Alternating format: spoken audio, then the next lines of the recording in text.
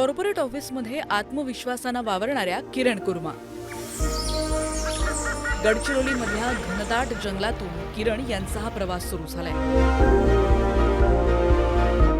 Steering सांभाळत माओवादी भागात दररोज 120 किलोमीटर टॅक्सी चालवणाऱ्या याच का त्या किरण, असा प्रश्न तुम्हाला पडेल.